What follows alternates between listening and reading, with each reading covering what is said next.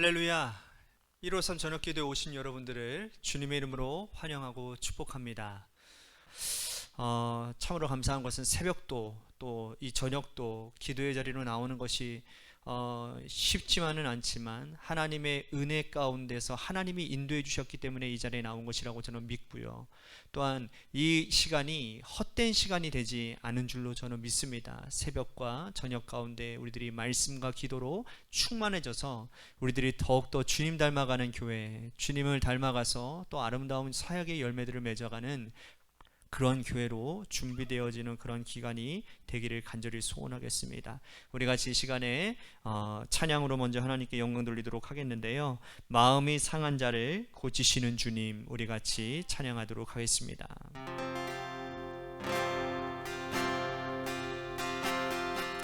마음이 상한 자를 고치시는 주님, 하늘의 아버지 날 주관하소서.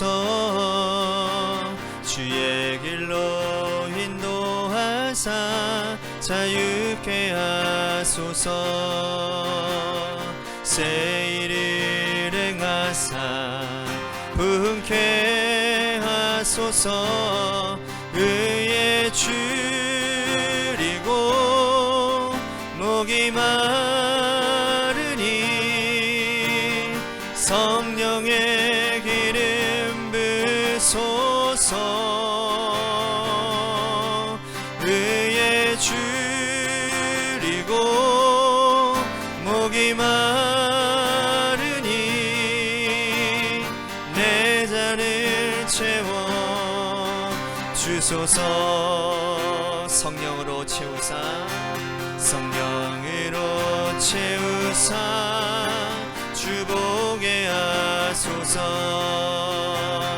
주의 임재 속에 은혜 알게 하소서. 주 뜻대로 살아가리 세상 끝날까지. 나를 빚으시고 새날 열어주소서. 의에 줄이고 목이 마르니 성령의 기름 부소서. 의에 줄이고 목이 마르니 내 잔을 채워 주소서. 의에 줄이고 의에 줄이고 목이 마르니 성령의 기름 부소서. 의에 줄이고 목이 마르니 내 잔을 채워 주소서. 의에 줄이고 목이 마르니 의에 줄이고 목이 마르니 성령의 기름 부소서. 의에 줄이고 목이 마르니 내 잔을 채워 주소서. 내 잔을 채워 주소서.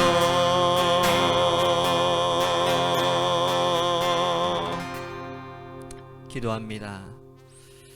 하나님, 오늘 주의 성령으로 우리의 마음을 가득 채워 주시옵소서. 상한 심령, 하나님 죄된 마음들, 또한 세상에 하나님 현혹되어졌던 우리들의 마음들, 정욕으로 얼룩져진 우리들의 마음들, 그래서 하나님 우리들이 주의 영 가운데 메말라 있습니다. 주의 영이 하나님 우리 가운데 풍성하게 역사하심을 하나님 우리들이 갈망합니다. 오늘 이 시간 주의 성령의 기름 부어 주시어서 의에 줄이고 또한 삶의 여러 가지 문제로 목이 마른 우리들의 잔에 마음껏 채워주시는 역사의 밤이 되도록 이 시간, 이 기도의 시간을 사용하여 주옵소서. 사랑이 많으신 예수님 이름 받들어 간절히 축복하며 기도하옵나이다. 아멘.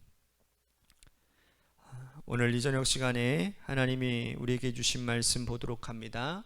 사도행전 25장 13절에서 22절 말씀까지 보겠습니다. 사도행전 25장 13절에서 22절 말씀까지 보겠습니다. 우리 같이 함께 한 목소리로 다 같이 함께 봉독하겠습니다. 시작. 수일 후에 아그리빠 왕과 버니게가 베스도에게 문안하러 가이사랴에 와서 여러 날에 있더니 베스도가 바울의 일로 왕에게 고하여 이르되 벨릭스가 한 사람을 구류하여 두었는데 내가 예루살렘에 있을 때에 유대인의 대제사장들과 장로들이 그를 고소하여 정죄하기를 청하기에 내가 대답하되 무릇 피고가 원고들 앞에서 고소 사건에 대하여 변명할 기회가 있기 전에 내주는 것은 로마 사람의 법이 아니라 하였노라. 그러므로 그들이 나와 함께 여기 오매 내가 지체하지 아니하고 이튿날 재판 자리에 앉아 명하여 그 사람을 데려왔으나 원고들이 서서 내가 짐작하던 것 같은 악행의 혐의는 하나도 제시하지 아니하고 오직 자기들의 종교와 또는 예수라 하는 이가 죽은 것을 살아있다라고 바울이 주장하는 그 일에 관한 문제로 고발하는 것뿐이라. 내가 이 일에 대하여 어떻게 신문할지는 몰라서 바울에게 묻되 예루살렘에 올라가서 이 일에 신문을 받으려느냐 한즉 바울은 황제의 판결을 받도록 자기를 지켜주기를 호소하므로 내가 그를 가이사에게 보내기까지 지켜두라 명하였노라 하니 아그리빠가 베스도에게 이르되 나도 이 사람의 말을 듣고자 하노라. 베스도가 이르되 내일 들으시리이다 하더라. 아멘. 오늘 이 저녁 시간에도 하나님의 은혜를 사모하셔서 이 자리에 오신 여러분들에게 하나님의 신령한 은혜와 축복이 함께 하시기를 바라겠습니다.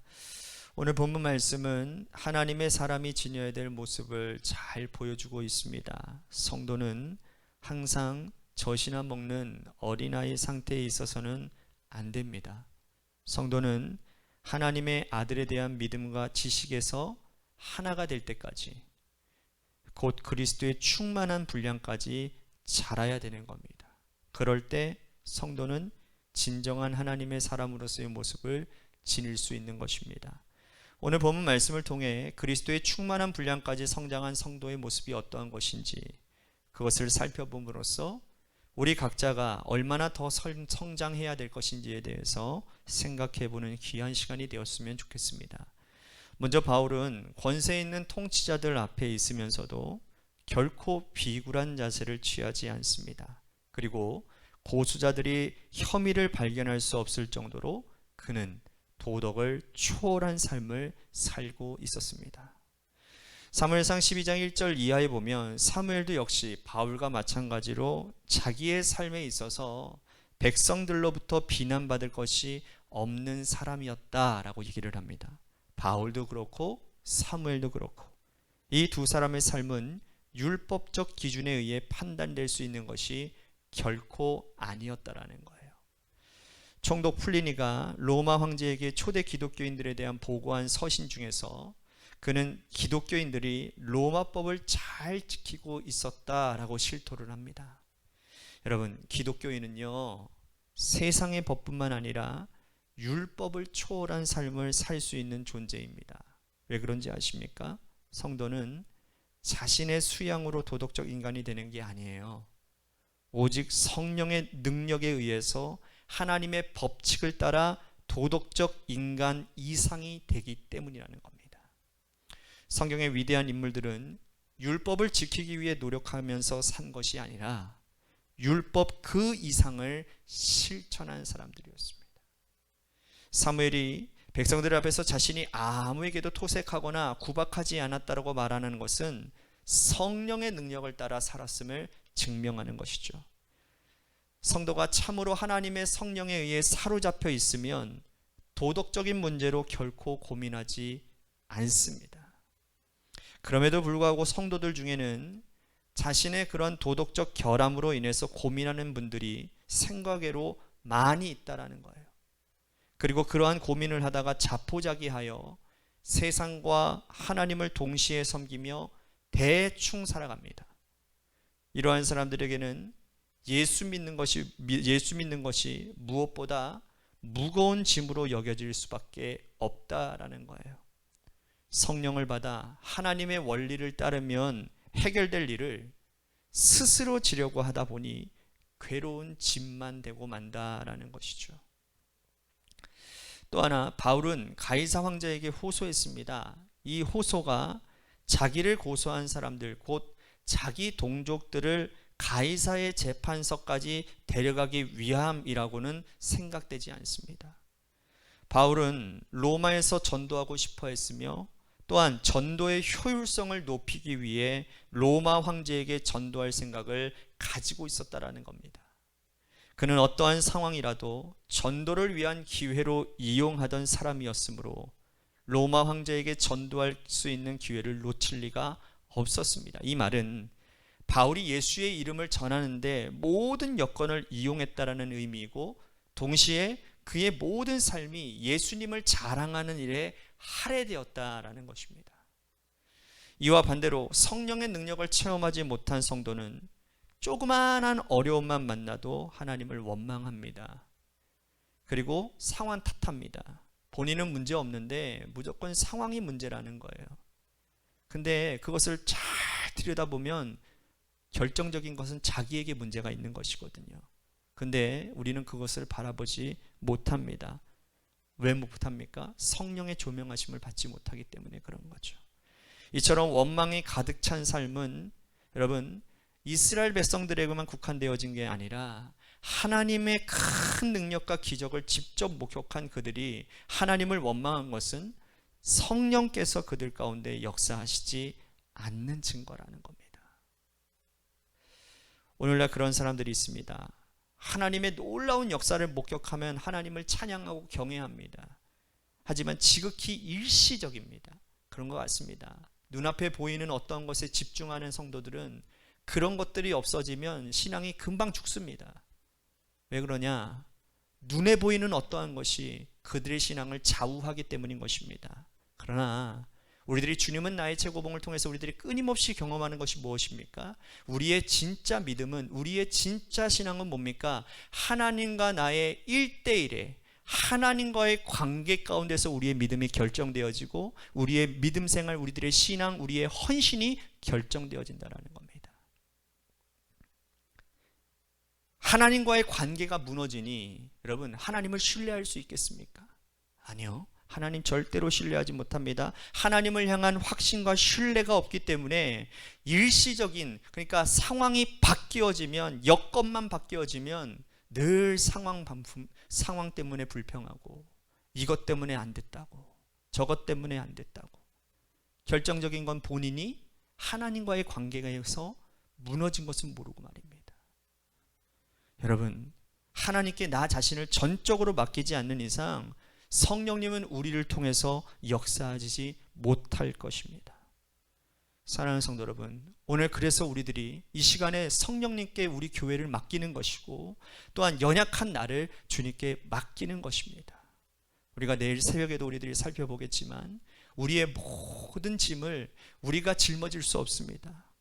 그렇지만 그 짐을 주님께서는 지라고 하시는 거예요. 왜? 그 짐을 짊어지게 될 때 누구를 의지할 수밖에 없는 겁니까? 하나님을 의지할 수밖에 없는 거예요.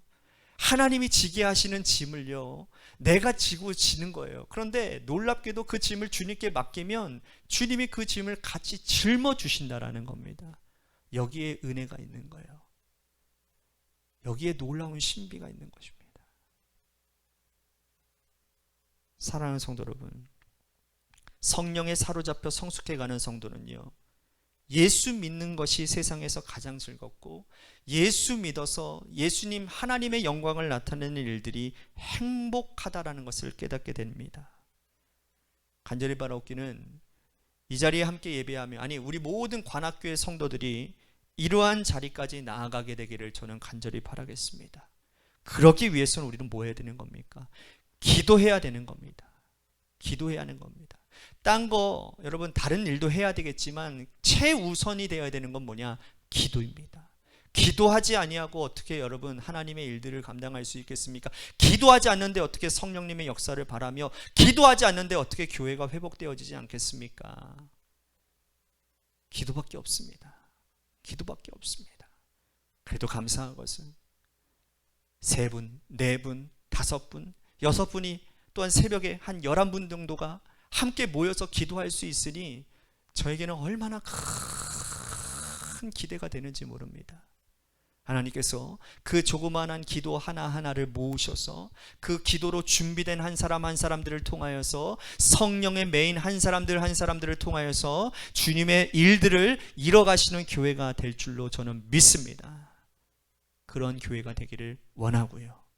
앞으로 우리 교회가 그런 방향으로 나아가서 하나님께 귀하게 쓰임받는 교회, 또한 하나님께 귀하게 쓰임받고 영적으로 잘 성장하는 그러한 교인들이 되시기를 주님의 이름으로 간절히 축복하겠습니다.